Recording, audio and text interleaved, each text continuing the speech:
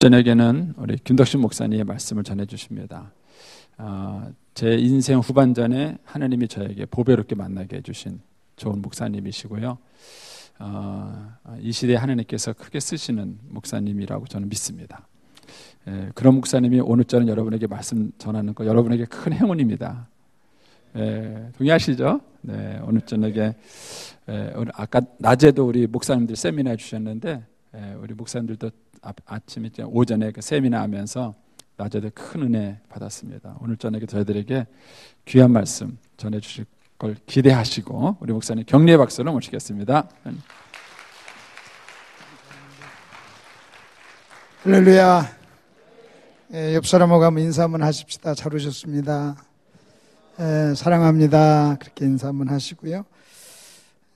이제 가끔 이렇게 오다 보니까 이제 특별 강사는 아니고 이제 보통 강사가 됐고, 좀 더우면 오지 않았으면 하는 강사가 이제 될 텐데, 한번 오늘 또 하나님 말씀 여러분하고 나눌 걸 생각하니까 굉장히 저는 여러분 목사님 만나서 교제한 것이 너무너무 감사해요.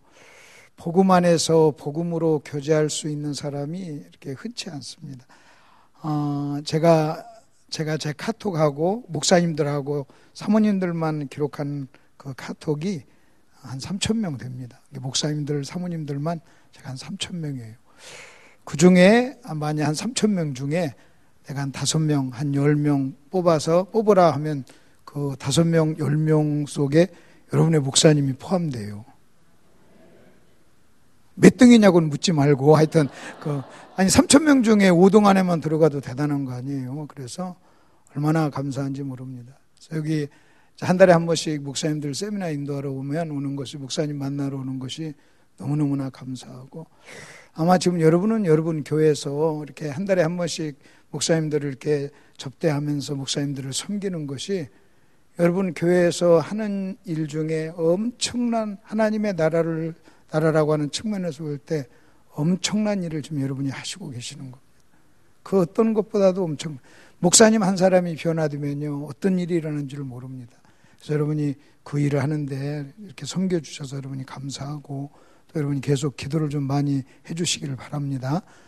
여러분이 생각하는 것보다 더 엄청난 일을, 여러분이 지금 하시는 여러 가지 일 중에 아주 중요한 일 중에 하나, 정말 여러분 교회에서 정말 귀하게 잘하는 일 중에 하나가 여러분이 그 일이라는 것을 여러분 믿으시기를 바랍니다. 이렇게 여러분이 한번 보시다. 누가복음 2장을 한번 펴보세요. 오늘 차근차근 한번 좀 짧은 시간에 한번 좀 말씀을 여러분하고 제가 전하고자 하는 말씀이 있습니다. 누가복음 2장 10절을 한번 보시죠. 누가복음 2장 10절입니다. 누가복음 2장 10절 같이 한번 읽겠습니다. 시작. 천사가 이르되 무서워하지 말라. 보라, 내가 온 백성에게 미칠 큰 기쁨의 좋은 소식을 너희에게 전하노라. 여러분 거기 한번 보십시오. 내가 온 백성에게 미칠 큰 기쁨의 좋은 소식. 여러분 거기 보니까 온 백성이라고 그랬어요. 여러분 그 온 백성 속에 여러분이 포함되어 있어요. 아멘. 다시요. 그 온 백성 속에 누가 포함되어 있다고요? 내가 포함되어 있어요. 그러면서 뭐라고 얘기하냐면 온 백성에게 미칠 큰 기쁨의 좋은 소식. 여러분 그 소식 아세요? 지금 여러분을 위해서 큰 기쁜 좋은 소식이 왔어요. 그 좋은 소식이 임했어요. 여러분 이것을 여러분 가만히 여러분 다시 한번 깊게 한번 묵상을 한번 해보세요. 자, 내가 온 백성에게 미칠 큰 기쁨의 좋은 소식을 너에게 전한다. 그래서 그럼 그 소식이 무슨 소식이에요? 여러분 무슨 소식이길래 온 기쁜 소식, 온 백성에게 미칠 그 큰 기쁨의 소식입니까? 여러분 한번 보세요. 무엇이 여러분에게 그렇게 큰 기쁜 소식입니까? 무엇이 여러분에게 좋은 소식이에요? 재밌는 것은요, 어떤 나라, 어떤 사람에게는 좋은 소식이지만 그것이 다른 사람에게는 좋은 소식이 안 될 수도 있는 거예요. 만약 우리나라가 월드컵 가서 막 축구를 이겼다. 그러면 우리나라한테는 좋은 소식이지만요, 여러분 진 나라한테는 좋은 소식이 아니잖아요. 근데 모든 사람에게, 모든 온 백성에게 미칠 기쁜 큰 좋은 소식이 뭐냐는 거예요. 만약 우리가 내가 아파트 하나 샀습니다. 이것도 좋은 소식이에요. 그러나 여러분에게 한번 묻죠. 제가 아파트를 100평짜리를 사서 여러분 지난주에 입주했다고 해봅시다. 그 내가 와가지고 여러분에게 여러분 기뻐하세요. 여러분 정말로 기뻐하세요. 제가요 20평 살다가 100평 아파트로 내가 옮겼어요. 그러면 나한테는 기쁜 소식이지만 그게 여러분한테 무슨 기쁜 소식입니까? 여러분하고 무슨 상관 있는 소식이에요? 여러분 나한테만 기쁜 소식이지 여러분한테는 기쁜 소식이 아니에요. 근데 하나님께서는 지금 뭐라고 얘기했냐면 어떤 소식이 있는데 그 소식은 어떤 소식이냐? 온 백성에게 미칠 소식이라는 거예요. 모든 사람에게 영향을 미칠 소식이라는 거예요. 다시 말하면 모든 사람과 연관이 있는 소식이라는 거예요. 여러분 속 여러분 한 분 한 분이 그 온 백성 속에 포함된다는 거예요. 여러분을 위한 소식이라는 거예요. 만약 여러분도 그 소식을 들으면 여러분도 굉장히 기뻐해야 될 소식이라는 거예요. 온 백성에게 미칠 기쁘고 좋은 소식, 큰 기쁘고 좋은 소식. 여러분 그 소식 아세요? 여러분 그 소식 들었나요? 여러분 그 소식을 여러분 것으로 만드셨냐는 거예요. 만약 여러분이 지금 이 말씀대로 여러분이 지금 큰 기쁨이 여러분에게 없다면 여러분은요 지금 이 소식이 여러분에게 적용이 되지 않은 거예요. 틀림없이 저와 여러분을 위해서 이 소식이 왔는데 또 저와 여러분도 이 백성 속에 포함돼서 저와 여러분도 이 속에 포함되어 있는데 내가 만일 기쁘지 않다면 나는요 이 기쁜 소식에 대해서 무지한 거예요. 여러분 이 기쁜 소식에 대해서 나는요 만일 내가 상관이 없다면 여러분 이것처럼 심각한 게 어디 있어요? 그럼 여러분에게 또 한번 묻죠. 여러분 무엇이 그렇게 온 백성에게 미칠 좋은 기쁜 소식입니까? 예수님이 오셨다는 거예요. 지금 예수님의 탄생을 얘기하면서 그렇게 얘기하는 겁니다. 여러분 예수님의 탄생을 얘기하면서 뭐라고 얘기하냐면 이것은 온 백성에게 미칠 가장 큰 기쁜 소식이라고 했는데 그러면 왜 예수님의 탄생이 그렇게 기쁜 소식입니까? 예수님의 탄생이 기쁜 소식인 이유가 뭐냐는 거예요. 우리가 그것을 보기 위해서는요 여러분 마태복음 1장을 한번 이제 보세요. 그것하고 연결해서 한번 보십시다. 마태복음 1장을 한번 보십시오. 마태복음 1장 21절입니다. 마태복음 1장 21절. 자, 아까는 그랬어요. 온 백성에게 미칠 크고 좋은 소식이라고 그랬습니다. 근데 그게 예수가 그 소식이라는 거예요. 그런데 여러분 1장 21절에 아들을 낳으리니 이름을 예수라 하라. 이는 그가 자기 백성을 그들의 죄에서 구원할 자이심이라 그랬어요. 그럼 여러분 아까 그 말씀하고 연결해 보십시다. 예수님이 오신 것이 온 백성에게 미칠 크고 좋은 소식이라고 그랬어요. 그러면 그게 어떤 소식이냐는 거예요. 무슨 소식이길래 기쁜 소식이고 무슨 소식이길래 저와 여러분에게 온 백성에게 미치는 그런 영향 있는 소식이냐는 거예요. 그게 뭐냐면요 죄에서 구원받았다는 소식이에요. 우리의 죄가 해결됐다는 소식이에요. 여러분 우리의 죄가 해결됐다 하는 이 소식보다 더 좋은 소식이 어디 있냐는 거예요. 만일 여러분 이 소식보다 더 큰 소식이 어디 있냐는 거예요. 근데 만일 저와 여러분이 여러분 이 소식 때문에 이 소식이 저와 여러분에게 크고 좋은 소식, 기쁨의 소식이 되지 못한다면 여러분 저와 여러분은요 상당히 심각한 거예요.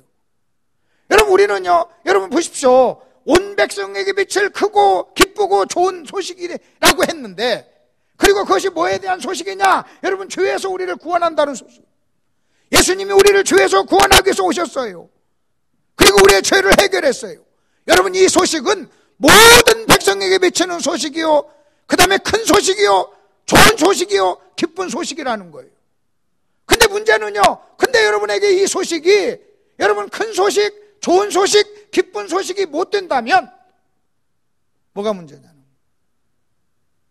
여러분 어떤 사람에게는 이 소식이요 아파트보다도 좋은 소식이 못 되는 거예요. 여러분 몇 년 타면 사라지는 여러분 자가용보다도 좋은 소식이 못 되는 거예요. 여러분 어떤 때는 이 소식이요 여러분 복권 하나 맞은 것보다도 좋은 소식이 못 되는 거예요. 여러분 자녀가 어느 대학에 좋은 대학에 들어갔다는 소식보다 좋은 소식이 못 되는 거예요. 어떤 사람은 이 소식보다 이 소식을 더 좋아해요.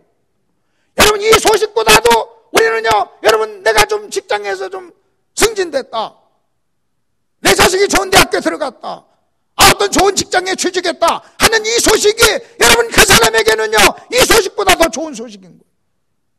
그럼 여러분 우리는요 잘못 알고 있는 거예요. 성경이 잘못됐든지 내가 잘못됐든지.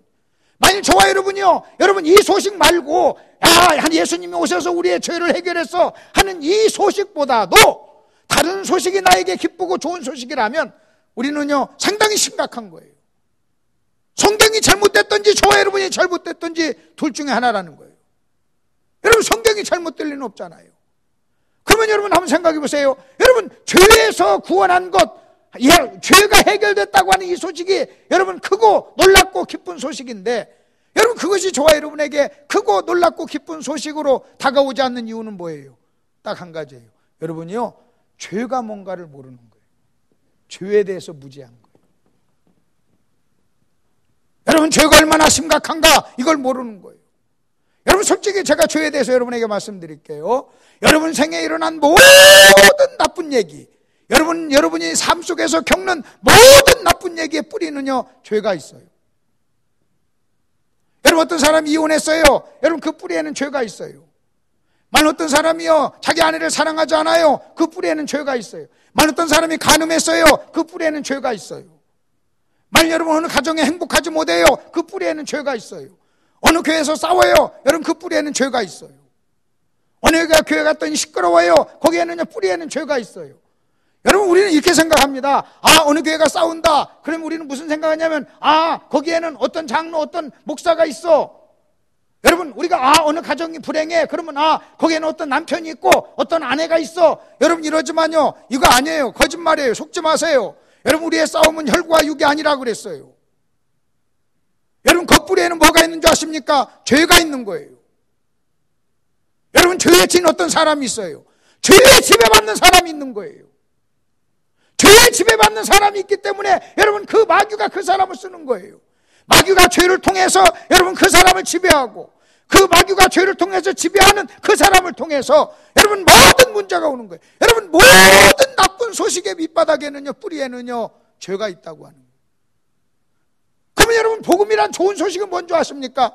죄 때문에 저와 여러분의 인생에 다가온 모든 나쁜 소식에 대한 유일한 해결책이 복음인 거예요. 아멘 하셔야 돼요. 다시요. 여러분 죄 때문에 일어난 모든 나쁜 소식에 대한 해결책이 뭐라고요? 예수.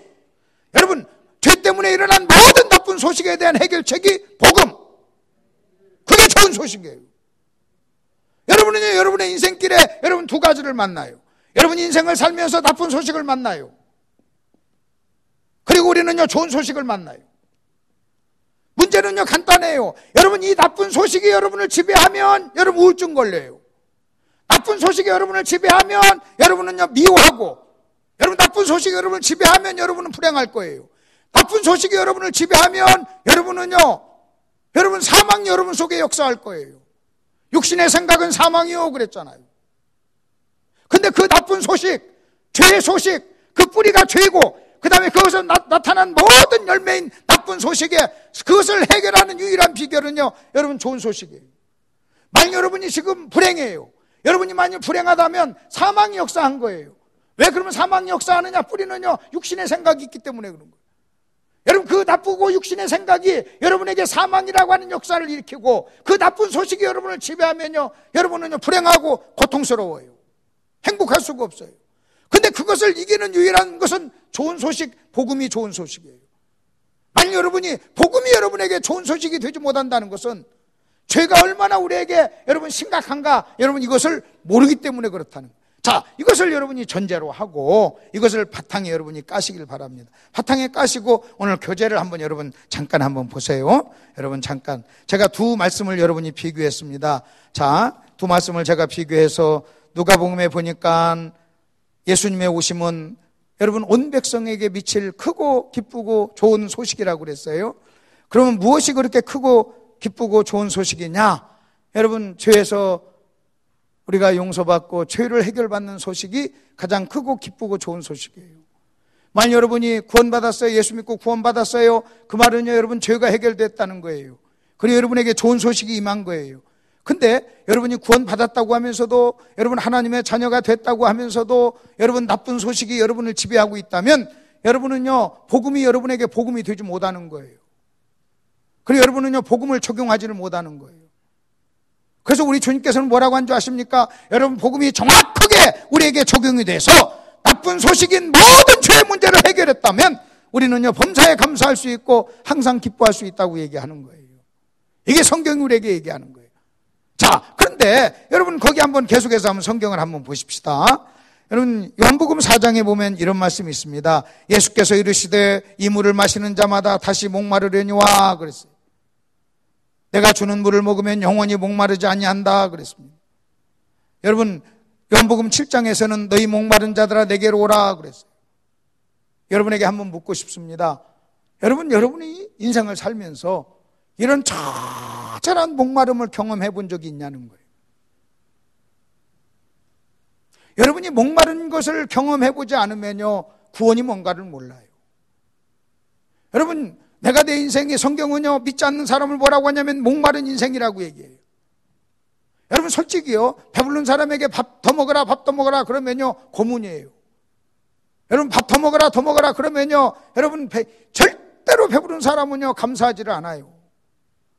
여러분 어떤 사람에게 복음은요 생명보다 귀한 거예요. 근데 어떤 사람에게 복음은요 지겨운 소리예요. 아 또 복음 얘기 안 해 그래요. 아 또 저 소리 안 해 막 그래요.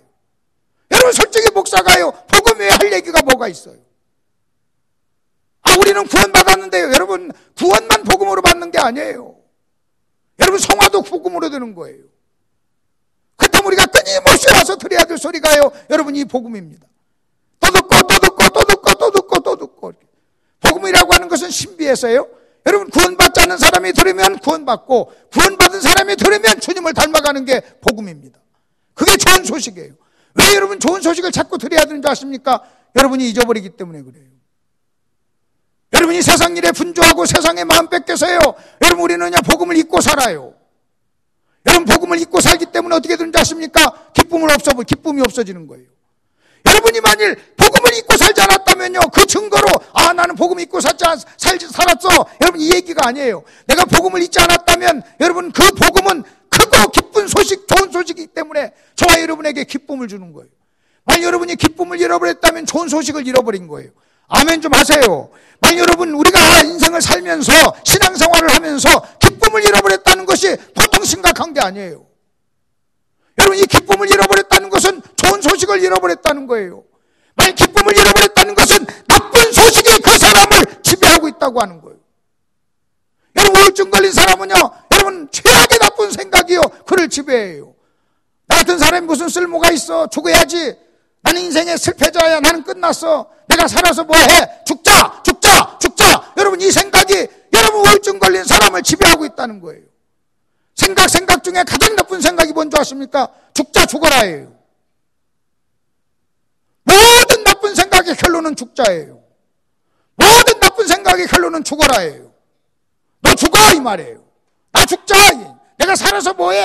여러분 이 생각보다 더 나쁜 생각이 어디 있어요? 죄의 삭은 사망이잖아요. 결국 죄가 저와 여러분에게 속삭이는 말은 뭔지 아십니까? 너 죄 졌잖아 죽어 너 같은 놈이 살아서 뭐해. 너 죽어. 여러분 이것이 여러분 죄가 우리에게 주는 궁극적인 말이에요. 그래서 마귀를 뭐라고 하는지 아십니까? 살인자라고 얘기하는 거예요. 저는 살인자요 그랬어요. 그럼 여러분 한번 보십시다.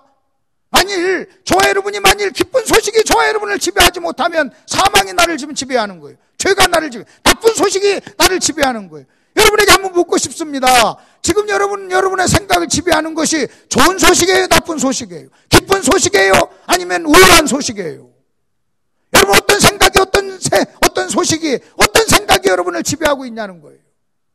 여러분 천하 없는 사람도 아무리 오래 예수를 믿은 사람도 여러분 어떤 직분을 가지고 있는 사람도 나쁜 생각이 그를 지배하면요 그냥 끝나는 거예요.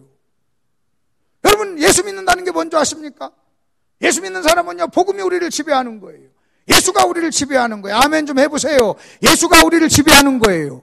복음이 우리를 지배하는 거예요. 예수가 뭐예요? 여러분 예수가 누구예요? 너에게 온 백성에게 빛을 크고 기쁘고 좋은 소식이라고 그랬잖아요. 예수가 복음이잖아요. 복음은 그 아들에 관한 것으로 그랬잖아요. 여러분 저와 여러분이 예수를 놓쳤다는 것은요 좋은 소식을 놓쳤다는 거예요. 여러분이 기쁨을 잃어버렸다는 것은 좋은 소식을 잃어버렸다는 거예요. 그리고 여러분에게 만일 복음이 복음으로 복음이 기쁨으로 감사로 생명보다 귀한 것으로 여러분에게 다가가지 않았다는 것은 여러분이 여러분의 인생에 여러분 처절하게 영적인 목마른 적이 없었다는 거예요. 여러분 처절하게 영적인 목마른 적이 있어서 여러분 예수라고 하는 이 생물을 먹고 여러분 샘물을 딱 먹어본 사람은 여러분 그것을요 평생 잊을 수가 없는 거예요. 너희 목마른 자들아 오라 그랬어요. 그래서 우리 주님께서는요 아무 사람에게나 복음이 됐던 것이 아니에요.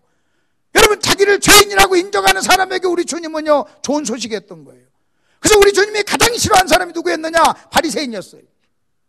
그 자기가 있는 사람, 자기를 죄인이라고 인정하지 않는 사람, 목마르다고 얘기하지 않는 사람, 여러분 세상 온갖 잡것을 먹어가지고 입맛을 버려가지고 여러분 더 이상 예수가 생수가 되지 못하고 예수를 줘도요 여러분 거기에 고마워하지 않고 감사하지 않고 기뻐하지 않고 귀하게 생각하지 않는 사람, 여러분 이런 사람을 예수는요 싫어했던 거예요.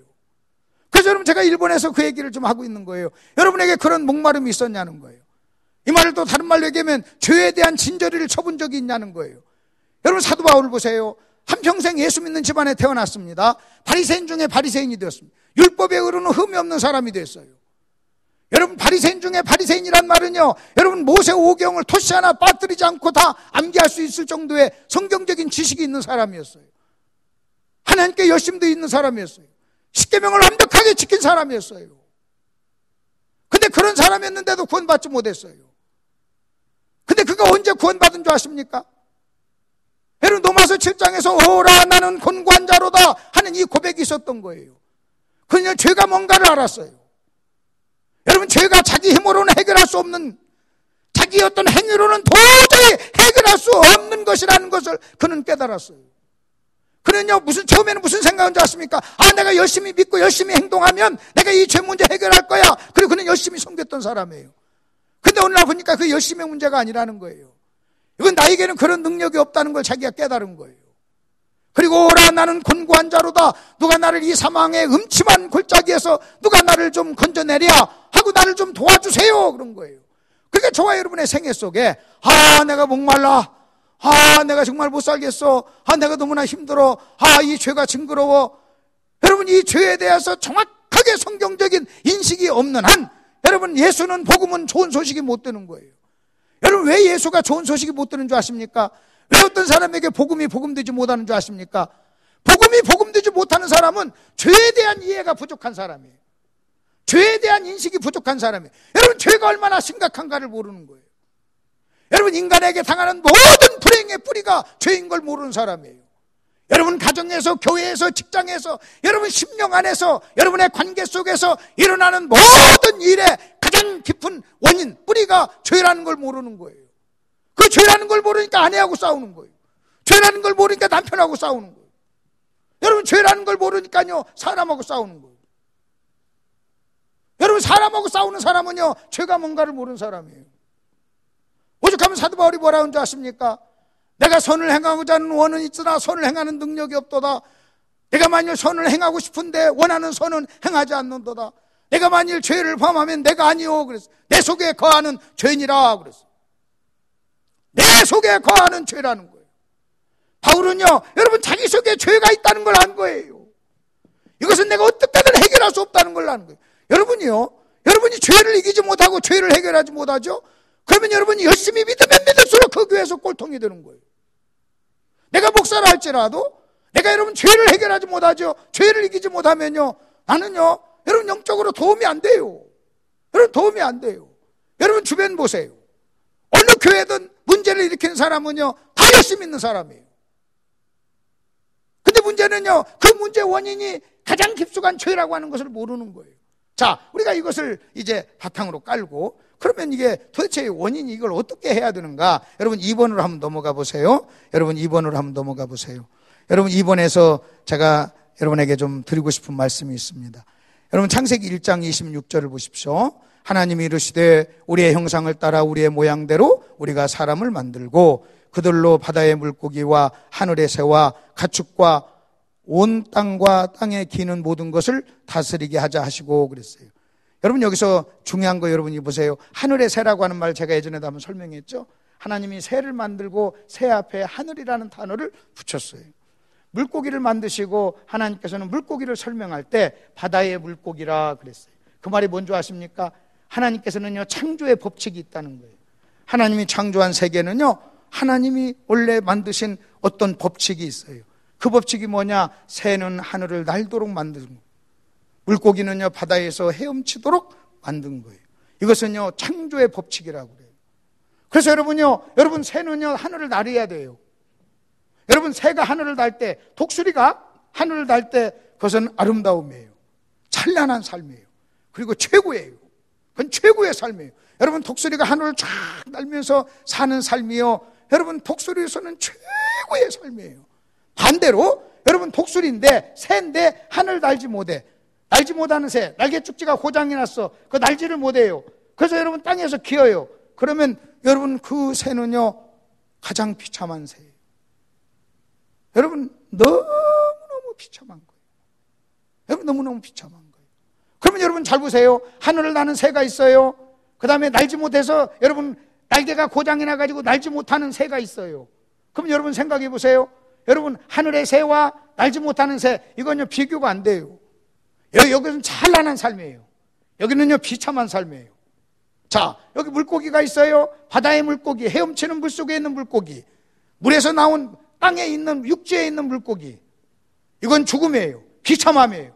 이것은요 뭔지 아십니까? 이것은요 자유가 여기에 있어요. 이것은요 찬란한 삶이에요. 여러분 놀라운 삶이에요. 여러분 경이로운 삶이에요. 신비한 삶이에요. 여러분 여러분 물고기가 바다에서 어떻게 사는가, 여러분 신비라고 그러잖아요. 바다의 신비. 여러분 신비라고 하는 것은요, 여러분 우리 이해로는 도저히 설명이 안 될 때 우리는 그걸 신비라고 그래요. 생명의 신비라고 그래요. 그럼 여러분 보십시오. 그러면 하늘을 나는 새, 바닷속에 있는 물고기, 그 다음에 날지 못하는 새, 그 다음에 육지에 있는 물고기, 차이가 뭔지 아십니까? 딱 하나예요. 이쪽은요 창조한 법칙대로 사는 삶, 이쪽은 법칙을 어긴 거예요. 그러면 여러분 보세요. 사람도요, 어떤 사람은 이쪽의 삶을 사는 사람이 있어요. 어떤 사람은요 이쪽의 삶을 사는 사람이 있어요. 저는 목사입니다. 어떤 사람 만나서요 내가요 5분만 얘기하면요 내가 그 사람이 이쪽인지 내가 알 수가 있어요. 여러분 내가 새를 딱 봤는데 이 새가 1번인지 2번인지 그걸 몰라요? 날면 1번이지, 날지 못하면 2번이지, 헤엄을 치면 1번이지, 헤엄을 못 치고 뱉덕거리면 이쪽이지. 맞지 않나요? 아니 맞지 않나요? 내가 어떤 사람을 만나요. 5분만 얘기하면요 내가 5분 속에 이야기 속에 그 사람이 지금 이쪽에서 사는지 이쪽에서 사는지 그걸 몰라요? 여러분 그걸 모르고 목사합니까? 여러분 자신도 이렇게 이제 봤으면 여러분이 알 거예요. 내가 지금 일본에 사는지 이번에 사는지.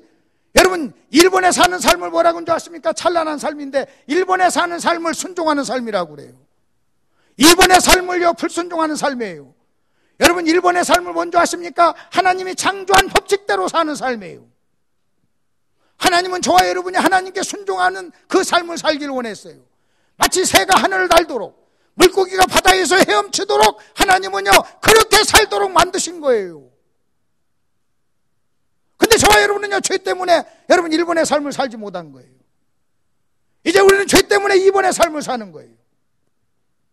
여러분이 예를 들어서 여러분이요 2번에 속해 있어요. 여러분이 1000억을 가지고 있어 보세요. 내가 딱 보면 2번이면 2번이에요. 1000억 가지고 있어도 2번이에요. 어떤 사람은요 새빵 사러도 1번의 삶을 사는 사람이 있어요. 내가 1번이냐 2번이냐 이것은 재산의 문제가 아니에요. 여러분이 어느 학교에 나왔느냐 이 문제도 아니에요. 여러분이 지금 여러분 얼마나 편하게 사느냐, 어떤 직장을 가지고 사느냐, 얼마나 부자로 사느냐, 여러분 그걸 얘기하는 게 아니에요. 어떤 사람은 부자로 살면서도요 법칙을 어기면서 사는 사람이 있어요. 어떤 사람은요 가난해도 여러분 법칙대로 사는 사람이 있어요. 근데 법칙대로 사는 사람은요 찬란한 삶을 사는 거예요. 근데 여러분 법칙을 어겨보세요. 여러분 법칙을 어겨보세요. 여러분 비참한 삶을 살아요. 서울에 유명한 목사님이 있었어요.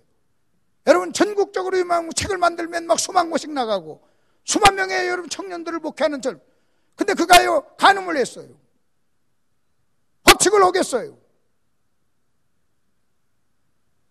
여러분 이 이쪽의 삶을 사는 것 같았지만요, 법칙을 어긴 순간 그는요, 이번의 삶을 살게 된 거예요. 비참해요. 여러분, 간음했기 때문에 그런 게 아니에요. 간음하지 말라고 하신 하나님의 말씀의 법칙을 어긴 거예요. 아, 나는 간음하지 않았으니까 나는 그런 사람 살지 않을 거 아니에요. 그렇지 않아요. 여러분이 간음하지 않았다 할지라도 다른 법칙을 어기면 마찬가지 똑같은 법칙인 거예요. 만약 여러분이 자녀를 노엽게, 그럼 여러분 2번이에요. 여러분 남편에게 순종하지 않아, 그럼 여러분 2번이에요. 아내를 사랑하지 않아, 그럼 2번이에요. 여러분 마찬가지. 간음한 그 사람이나 아내를 사랑하지 않는 사람이나 여러분 남편에게 순종하지 않는 사람이나 다 똑같이 법칙을 어겼다는 거예요. 법칙을 어겼다는 거예요. 여러분의 마음속에 만일 여러분의 인생이 찬란하지 않다면, 여러분의 인생이 신비롭고 찬란하고 놀랍고, 여러분 하나님은요, 우리가 그런 삶을 살기를 원했는데 만일 그렇지 못하다면, 제가 이걸 생각하면서 생각해봤어요. 우리는요, 새가 날지 못해, 날개죽지가 고장나서 날지 못해, 독수리인데 날지 못해, 그래서 그냥 조롱받고 비참한 삶을 사는 거예요. 여러분 한번 보세요. 여러분이 혹시요, 교회에서 내가 저기까지 포함해서 목사가 되고 장로가 되고 권사가 됐다고 해봅시다. 그런데 여러분이요, 주변 사람한테 존경을 못 받죠? 틀림없이 이쪽이에요. 볼 것도 없어요. 볼 것. 여러분이요, 1번의 삶을 살죠? 그러면 직분에 상관없이 주변 사람들이 그 사람을 존경해요. 존경해요. 여러분, 그리고요, 여러분이 이쪽의 삶을 살죠? 소유에 상관없이 그 사람을 부러워해요. 야, 나도 저 사람처럼 살고 싶어, 이거예요. 아, 나도 저렇게 살고 싶어, 그래요. 나도 저런 삶을 살고 싶어. 여러분 존경하고 부러워하고 존경을 한단 말이에요. 근데 여러분이요, 이쪽의 삶을 살죠? 그러면요, 아무리 부자라도요, 부럽지가 않아요. 부럽지가 않아요. 나 저렇게 안 살 거야. 나 저런 삶 안 살 거야. 내가 차라리 내가 좀 가난하게 살아도 나 저렇게 안 살 거야. 내가 목사로 안 살고 장로로 안 살아도 나 저렇게 안 살 거야. 나 저런 인생 안 살 거야. 여러분, 이게 이쪽 삶이에요. 여러분, 단순히요, 목사라고 해서 다 이쪽 아니에요? 목사라고 해서 다 존경받는 거 아니에요? 여러분, 장로라고 해서 다 이쪽 삶 아니에요? 문제는요, 내가 목사가 될 것이냐, 선교사가 될 것이냐, 장로가 되느냐, 권사가 되느냐, 그것보다도 중요한 것은요, 여러분이 하나님이 만드신 창조의 법칙대로 여러분이 사셔야 돼요. 그 창조의 법칙대로 사는 걸 순종이라고 그래요. 아멘 좀 크게 하셔야 돼요. 아멘. 다시요. 여러분 아멘을 기회를 드릴게요. 여러분, 그 창조의 법칙대로 사는 걸 순종하는 삶이라고 그래요. 그건 직분하고 아무 상관없어요. 그래서 여러분이 차라리 이렇게 질문해 봐야 돼요. 여러분, 내가 정말로 존경받는가? 내가 주변 사람들이 내 삶을 부러워하는가? 아, 나도 좀 저렇게 살고 싶어. 여러분, 이렇게 좀 얘기하는가? 여러분, 여러분의 자녀가 나 우리 아버지처럼 살고 싶어. 나 우리 어머니 같은 사람 될 거야. 나 우리 아버지 같은 사람 만나면 결혼할 거야. 여러분, 이런 생각을 하냐는 거예요. 근데 이런 얘기를 언제 듣느냐? 여러분, 내가 목회를 크게 하고 부자 되고 뭐 많은 높은 자리 돼서가 아니에요. 여러분이 볼 때 한번 생각해 보세요. 여러분이 철저하게 창조의 법칙대로 살면요, 반드시 찬란하고 부럽고 놀랍고 신비로운 삶을 우리가 살 수 있으리라 믿습니다. 그걸 복이라고 그래요. 복. 1번, 2번이요. 자, 여러분 이 부분을 딱 이제 기억을 하시면서 여러분 오늘 본문 말씀을 한번 보겠습니다. 본문의 말씀을 한번 보세요. 여러분, 본문 말씀을 보면요, 본문은 아주 중요한 말씀입니다. 여러분이 본문을 이해하느냐가 기독교를 이해하느냐, 이것을 또 결정지을 수 있어요. 왜 그런 줄 아십니까? 왜 그러냐면요, 본문은 마귀가 예수님을 와서 시험한 겁니다. 근데 3가지 시험을 했는데 그 중에 첫 번째 시험이에요. 이게 마귀가 가장 센 걸로 지금 예수님을 시험한 거예요. 근데 시험을 했는데 참 재밌는 것은, 여러분, 지금 그 마귀의 시험의 본질을 우리는 잘 이해를 못해요. 근데 여러분이 하나 아셔야 돼요. 마귀는, 여러분, 예수님께 와가지고 이 시험을 했는데 지금도 마귀는요, 똑같이 이 시험을 저와 여러분에게도 하고 있어요. 근데 대부분의 사람들은요, 이 첫 번째에서 다 넘어져요. 여러분, 마귀가 예를 들어서 이렇게 한번 생각해 봅시다. 제가 여기 와가지고 우리 고 목사님이 저한테 아이고 우리 김덕신 목사님 나오셔서 노래 한 곡 하겠습니다 했다고 해봅시다. 그럼 제가 마이크 잡고 노래를 합니다. 그럼 물어볼게요. 17번을 할까요? 18번을 할까요? 여러분이 한번 대답해 보세요. 내가 노래를 2,000개를 알아요. 2,000개를 하는데 김덕신 목사님 나오셔서 노래 한 곡 뽑겠습니다. 그러면 18번을 할까요? 50번을 할까요? 18번. 18번 한다는 얘기가 무슨 얘기예요? 내가 가장 잘하는 거 할 거 아니에요. 최고의 것을. 그럼 지금 마귀가 예수님을 시험하러 왔어요. 그러면 여러분 물어볼게요. 50번 가지고 시험할까요? 18번 가지고 시험할까요? 가장 센 거죠. 가장 센 거. 여러분 제가 만일 가장 잘하는 18번, 18번을 내가 노래했는데 점수가 50점 나왔어. 그럼 나머지는 들어볼 것도 없지. 더 이상 50점 이상 안 나오지. 여러분 18번을 그렇게 못해? 그럼 50번 들어봤자지. 그러면 여러분 한번 보세요. 그러니까 여러분이요, 마귀가 예수님께 찾아와서 첫 번째 한 이 유혹의 비밀이 뭔가, 여러분 이것만 안다면 나머지는요, 나머지 마귀가 공격하는 그것은요 그렇게 중요한 게 아니에요. 이 비밀을 안다. 근데 많은 사람들이 이 비밀을 몰라요. 그 도대체 이 비밀이 뭐냐? 비밀이 뭔가를 알려면 아주 간단해요. 여러분 이렇게 한번 보십시다. 지금 3절이고 3절이 있고 그 다음에 4절이 있어요. 3절은 뭐냐? 마귀가 예수님께 한 말이에요. 그랬더니 4절은 예수님이 마귀가 한 말에 대해서 대답을 한 거예요. 반응을 한 거예요.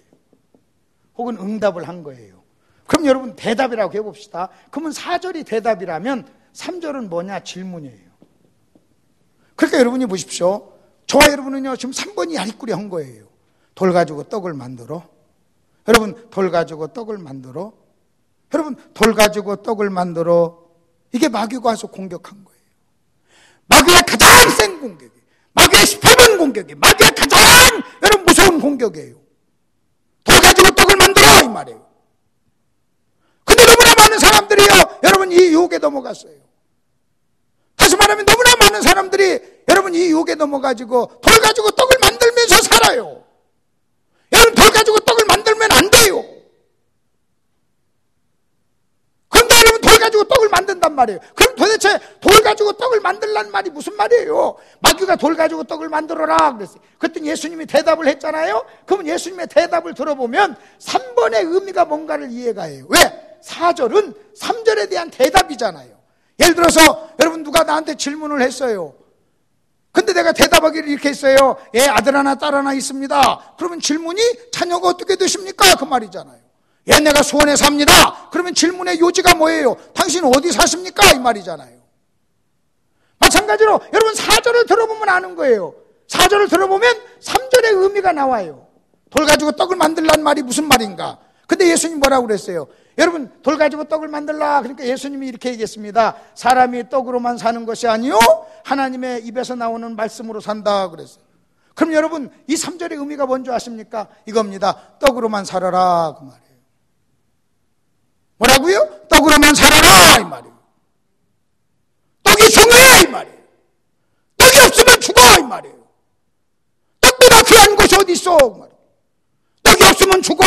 떡이 있어야 돼. 떡으로 살아. 떡처럼 중요한 게 어디 있어? 떡이 가장 좋은 거야. 떡이 없으면 어떻게 살아? 그러니까 우리 주님 뭐라고 하는지 아십니까? 떡으로만 사는 것이 아니오 그랬어요. 그러면 여러분 이것이 이 질문을 지금 마귀가 한 질문을 여러분 일체 무시합시다. 이것을 무시하고 대답만 가지고 한번 보십시다. 사람이 떡으로만 사는 것이 아니요 하나님의 입에서 나오는 말씀으로 산다 하고 지금 예수님이 대답을 했어요. 그 말은요 마귀의 유혹이 뭔지 아십니까? 여러분 이겁니다. 말씀으로 살지 말고 떡으로 살아 이 말이에요. 아멘 좀 하세요. 자, 말씀으로 살지 말고 뭘로 살아? 떡으로 살아 이 말이에요. 말씀으로 살지 말고 떡으로 살아. 여러분 이 말이 뭔지 아세요? 주일날 교회 가지 말고 돈 벌러 가 그 말이에요. 교회 가면 떡 나오냐 그래요. 교회 가면 밥 나오냐 그래요. 근데 여러분 보십시오. 여러분 주일날 교회 안 나오고 나가서 일하면 떡 나와요. 나가서 10만 원 벌고 10만 원 가지고 방앗간 가서 떡 주세요 하면요 떡 살 수 있어요. 그러니까 여러분 잘 보십시오. 사람이 떡으로만 사는 것이 아니요 이 말은요, 지금 마귀가 뭐라고 하는지 아십니까? 떡이 중요해. 떡 가지고 살아. 야, 주일날 말씀 들어가면 돈 나오냐? 떡 나오냐? 떡이 있어야지. 넌 오늘 일해야 떡 나오지. 돈 벌어야지. 여러분, 지금도 여러분 이 유혹이 있는 거예요. 지금도 많은 사람들은 이 유혹에 넘어가는 거예요. 여러분, 만일 저와 여러분이 하나님의 말씀의 소중함, 하나님의 말씀을 우선순위에 두지 않았다면요, 다 여기에 넘어간 거예요. 하나님 말씀을 공부하고, 하나님 말씀을 묵상하고, 하나님 말씀을 순종하고, 하나님 말씀을 여러분 듣고, 하나님 말씀을 읽는 일에 내가 우선순위를 두지 않았다면 다 이 첫 번째 유혹에 다 넘어간 거예요. 볼 것도 없어요. 만약 여러분이 말씀을 사랑하지 않아요, 말씀을 귀하게 여기지 않아요, 말씀을 읽지 않아요, 말씀을 듣지 않아요, 말씀을 순종하지 않아요, 말씀과 상관없는 삶을 살아요, 그러면 일단 첫 번째 유혹에 다 넘어간 거예요. 여러분, 말씀 중요하지 않다는 거예요. 지금 예수님 뭐라고 이렇게 얘기합니다. 떡보다 중요한 게 말씀이야. 아멘 할 때까지 해볼까요? 다시요. 떡보다 중요한 게 말씀이야. 한 사람이 안 했어요. 한번 합시다. 떡보다 중요한 게 말씀이야. 이게 요 말이에요. 이게 마귀의 여러분 시험 유혹의 본질이라는 거예요.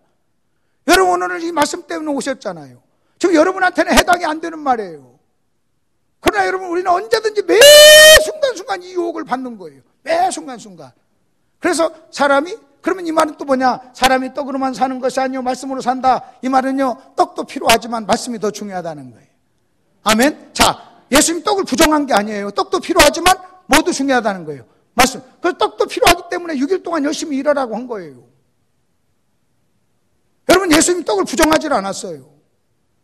예수님은요, 여러분 우리의 질고를 아시는 분이에요. 우리의 필요를 아시는 분이에요. 그래서 떡을 부정하지 않았어요. 그러나 떡이 중요하지만 떡보다는 말씀이 더 중요해요. 여러분, 이 떡을 다른 말로 얘기하면 돈이에요. 여러분, 떡이란 뭔지 아십니까? 간단해요. 여러분, 돈 가지고 쌀을 사가지고 방앗간 가서 떡 빼달라 그러면 떡이 나오는 거예요. 그러니까 돈이 떡이 되는 거예요. 그러니까 떡은 돈이에요. 여러분, 돈을 우리가 부정하는 거 아니에요. 돈이 있어야죠. 그러나 한 가지 아셔야 될 게 있어요. 돈도 필요하지만 말씀이 더 필요한 거예요. 그러면 이것을 이제 전제로 이 부분을 여러분이 바탕으로 깔고 떡도 필요합니다. 그러나 말씀이 더 중요합니다. 여러분, 만일 어떤 사람이 우선순위에서 여러분 만일 말씀보다 떡을 더 귀하게 여겼다면 첫 번째 유혹에 넘어간 거예요. 만일 여러분이 만일 여러분 말씀을 소중하게 생각하지 않고 귀하게 생각하지 않죠. 말씀을 듣는 것을, 여러분 말씀을 읽는 것을, 말씀을 공부하는 것을 귀하고 여러분 귀하게 생각하지 않죠. 그러면요, 여러분 첫 번째 유혹에 넘어간 거예요. 자, 이것을 이제 전제로 하고 이제 그다음 오늘 정말 여러분에게 하고 싶은 말이 3번입니다. 자, 3번 얘기하기 위해서 지금까지 얘기를 한 거예요. 법칙을 얘기하고 떡을 얘기하고 말씀을 얘기하고 여러분 날개죽지 떨어진 새를 얘기하고 하늘 나는 1번의 삶과 2번의 삶을 비교하고 쭉 비교를 한 거예요. 자, 이제는 3번으로 딱 넘어오세요. 그리고 여러분 보십시오. 여기 한번 보세요. 그냥 3번 다 안 보셔도 돼요. 여러분이 성경 안 보셔도 저를 보세요. 그러면 딱 그래요. 하나님이 아담을 창조했어요. 그리고 아담에게는요, 뭐가 있었냐면요, 필요가 있었어요. 오늘 인생에 3가지 필요라고 그랬어요. 근데 3가지 필요가 있었어요. 한번 여러분, 저 좀 보세요. 교재 보지 마. 저를 보세요. 하나님은요, 에덴 동산을 창조했어요. 왜 에덴 동산을 창조했어요? 그 다음에 누구를 위해서 에덴 동산을 창조했어요? 여러분, 하나님은 영이세요. 그러니까 하나님은요, 에덴 동산이 필요한 분이 아니에요. 또 아멘 안 하셔. 하나님 무엇이라고요? 영. 그러니까 에덴 동산이 필요해요, 안 필요해요? 안 필요해요. 영이시니까. 근데 당신에게 필요 없는 에덴 동산인데 에덴 동산을 창조했어요. 왜 에덴 동산을 창조했어요? 왜 하나님은 에덴 동산을 창조했을까요? 하나님이 에덴 동산을 창조하신 이유가 뭐예요? 그것은요, 아담이 살 수 있는 환경을 만드신 거예요. 하나님은 에덴 동산을 창조해놓고 나서 에덴 동산에 사람이 없으니까 안 좋구나. 아이고, 그러면 사람을 창조해야지 이랬을까요? 아니면 사람을 만들기로 해놓고 에덴 동산을 창조했을까요? 1번은 이겁니다. 에덴 동산을 창조해놓고, 아이고! 만들어놓고 보니까 사람이 필요하네. 아이고, 사람 안에 있었으면 좋겠네. 해가지고 아담을 창조했다. 이게 1번. 2번은 하나님 원래 아담을 창조하려고 해놓고, 그러면 아담을 내가 이렇게 만들면 아담이 살아야 될 환경이 필요하지 해가지고 에덴 동산을 창조했을까? 2번. 1번에 2번이에요. 네, 2번이에요. 그러면 하나님은 에덴 동산을 창조하기 전에 누구를 창조할 것을 생각했어요? 아담. 그리고 아담을 창조하고, 아담을 내가 이런 인간의 몸을 가지고 있는 이런 존재로 창조해야 되겠구나 하고 생각을 하시고, 그 아담이 살 수 있는 환경이 필요했던 거예요. 그래서 하나님께서는요, 1번 아담을 위해서 아담의 필요, 그 1번을 창조했는데, 그게 뭐냐면 에덴 동산이에요. 에덴 동산은 뭐냐? 여러분, 떡이에요, 떡. 그 에덴 동산에서 여러분 아담이 먹고 살 수 있는 열매들이 나왔잖아요. 여러분 사람은요 몸으로 만들어진 부분이 있는 거예요. 그 저와 여러분의 육체는요, 여러분 1번 떡을 필요로 해요. 에덴 동산을 필요로 해요. 그래서 여러분 그 에덴 동산을 하나님이 창조하신 거예요. 자, 그리고 또 두 번째 창조한 게 있어요. 에덴 동산을 창조하고 아담을 창조했는데 하나님께서는 또 필요한 것이 있었어요. 그게 뭐냐? 그게 하와였어요. 여러분 사람은요 몸으로만 이루어진 존재가 아니라는 거예요. 만약 사람이 몸으로만 이루어진 존재였다면 에덴 동산만 가지고도 됐어요. 하와가 필요치가 않았어요. 근데 사람은요, 여러분 사람은 몸으로만 이루어진 존재가 아니에요. 우리에게는 혼적인 부분이 있어요. 우린 사랑과 교제해야 될 부분이 있어요. 사랑하고 위로받고 격려받고 사랑하고 하는 이 사회적 부분이 있는 거예요. 그래서 에덴 동산에 아담이 있는 것이 하나님 보시기에 좋지 않았다고 그랬어요. 에덴 동산은 아담의 몸을 위해서는 필요하지만, 몸의 필요는 완벽하게 채워주지만, 그 몸에서 필요한 과일은 다 나게 하지만, 씨 맺는 열매 맺는 그런 것은 나게 하지만, 그러나 저 아담의 그 아담의 사회적 필요, 아담의 저 관계적 필요는 그 어떤 것으로도 채울 수가 없구나 하나님이 아셨던 거예요. 그래서 그 아담의 사회적 필요, 관계적 필요, 여러분 그 혼적인 어떤 필요를 채우기 위해서 하나님이 창조한 게 있는데, 그게 누구냐? 하와예요. 하와.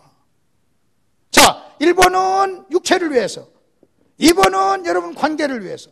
그래서 하나님께서는 아담의 필요를 채웠습니다. 에덴 동산 1번의 필요예요. 물질적인 필요예요.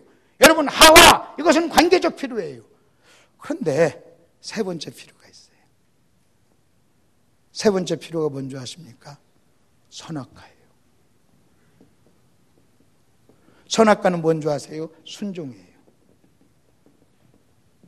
여러분 1번은 육신적인 필요예요. 2번은 정신적인 필요라면 3번은 영적인 필요예요. 1번은 흙에서 나오는 거예요. 여러분 2번은 사람에게서 나오는 거예요. 관계에서. 여러분 3번은 하나님에게서 나오는 거예요. 그래서 하나님께서는 에덴 동산에 선악과를 만들어 놓고 뭐라고 하는지 아십니까? 너 1번만으로 살 수 없어, 이 말이에요. 너는 2번만으로도 살 수 없어. 너에게는 3번의 필요가 있어. 왜? 내가 너를 그렇게 만들었다는 거예요. 1번은 흙과의 관계요. 여러분 2번은 사랑과의 관계라면 여러분 3번은 뭐냐? 3번은 하나님과의 관계예요. 그래서 선악과는 뭔지 아십니까? 하나님이 선악과를 만들어 놓고 뭐라고 하는지 아세요? 선악과를 따먹지 말라, 그 얘기가 아니에요. 너 나한테 순종해, 그 말이에요. 아멘? 다시 뭐라고요? 너 나한테 뭐라? 순종해. 다시 시작. 너 나한테 뭐해? 순종해. 너 나한테 순종해, 이 말이에요. 이게 선악과란 말이에요. 그런데 여러분 또 하나 아셔야 됩니다. 순종이 뭔지 아세요? 우리 주님이 요한복음에서 이렇게 얘기합니다. 나의 양식은 그의 뜻을 온전히 이루는 것이라 그랬어요. 나의 양식은 그의 뜻을 온전히 이루는 것. 여러분 만약 우리가 그랬어요. 우리가 만약 1번이라면 이래야 돼요. 나의 양식은 쌀이야. 나의 양식은 사과야. 이건 1번이에요. 여러분 나의 양식은 사람이야. 나의 양식은 여러분 남편이야, 아내야, 여러분 인기야, 명예야. 이건 2번이에요. 근데 나의 양식은 하나님이야. 이건 3번이에요. 이것이 말씀이에요. 사람이 떡으로만 사는 것이 아니요, 사람은 1번으로만 사는 게 아니라는 거예요. 하나님의 말씀으로 산다. 여러분 살려면 양식이잖아요. 여러분 1번의 양식이 떡이잖아요. 여러분 3번도 양식이라는 거예요. 말씀으로 산다는 거예요. 순종하라고 그랬어요. 여러분 요한복음 4장에서 우리 주님은요 순종이 양식이라고 그랬어요. 그리고 우리 주님 뭐라고 하는 줄 아십니까? 사람이 떡으로만 사는 게 아니라는 거예요. 만약 여러분이 순종하지 않고 떡만 가지고 살면 1번으로만 사는 거예요. 3번은 죽은 거예요. 만약 여러분이 순종하지 않으면 3번 양식을 안 먹는 거예요. 그럼 여러분 다시 한번 보십시다. 아담, 필요. 1번은요 에덴 동산, 2번은 하와, 3번은 선악과. 이해가 되십니까?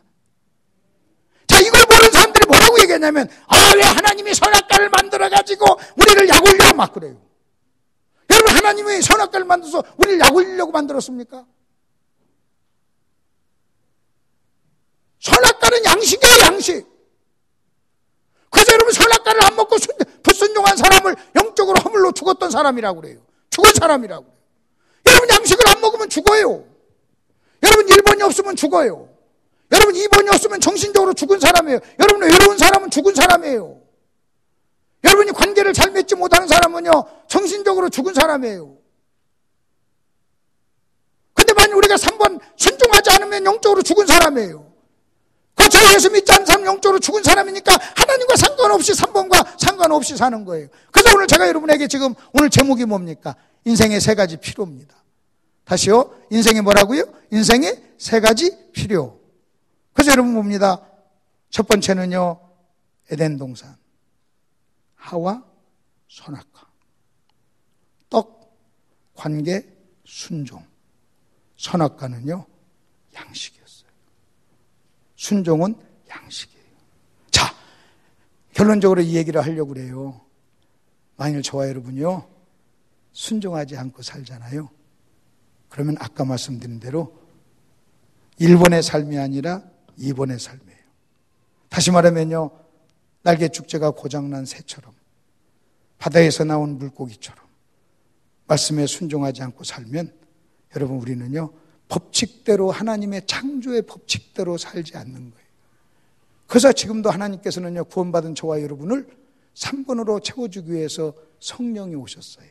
성령이 오셔서 자꾸 우리에게 뭐 하라고 그래요? 순종하라고 그래요. 순종은 양식이야. 순종에 3번이 있어. 3번이 있어. 3번으로 살아. 여러분에게 결론적으로 이렇게 말씀드리겠습니다. 여러분 창조의 법칙대로 사시길 바랍니다. 다시요. 여러분 목사를 위해서 그렇게 사는 거 아니에요. 내가요 목회를 하면서요 가장 미련 곰탱이가 누구냐면요 신앙생활을 무슨 나를 위해서 해주는 것처럼 목사님 나 왔죠? 좋죠? 나 왔어요 막.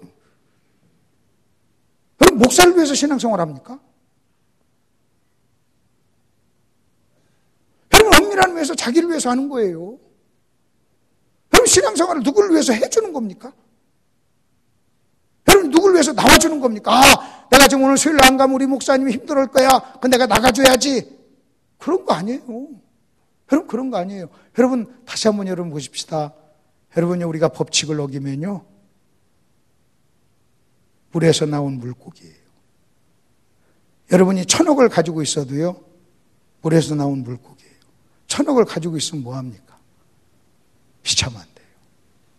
비참한 돼요. 가장 놀랍고 신비로운 삶은요 찬란한 삶은요 법칙대로 사는 거예요. 말씀을 창조의 법칙대로. 그래서 오늘 기억하세요. 에덴 동산 하와 선악과. 우리는요 에덴 동산의 떡도 필요해요. 여러분요 내 주변에 귀한 사람들이 필요해요. 친구도 필요하고. 근데 또 하나 우리는요 순종도 필요해요. 그럴 때 저와 여러분의 삶이 찬란한 삶이 될 줄로 믿습니다. 기도하시겠습니다. 기도하겠습니다. 하나님 아버지 은혜를 감사합니다. 오늘 저희들 귀하고 복된 자리에 불러주셔서 아버지 하나님 우리에게 있었던 3가지 필요에 대해서 가르쳐 주시니 감사합니다. 에덴 동산. 그러나 그것만으로는 사람은 만족할 수 없었습니다. 그래서 하나님은 하와를 창조했습니다. 그것만 가지고는 우리는 살 수가 없습니다. 그래서 하나님은 우리에게 순종을 요구했습니다. 오 하나님 아버지, 우리가 열심히 일하고 다른 사람을 사랑하고 하나님 말씀에 순종하면 우리는 법칙대로 사는 사람입니다. 찬란한 삶, 하늘을 나는 삶을 살고 바다의 물고기처럼 자유로운 헤엄치는 삶을 삽니다. 우리도 모르는 사이에 우리가 법칙을 어기면 우리는 비참한 삶을 삽니다. 얼마나 부자로 사느냐가 중요한 게 아닙니다. 법칙을 어기면 내가 가지고 있는 부가 아무런 의미가 없습니다. 하나님 아버지, 저희들 붙잡아 주셔서 법칙대로 순종하고 살아가는 저희들 되게 해 주옵소서. 예수님 이름으로 기도하옵나이다. 아멘.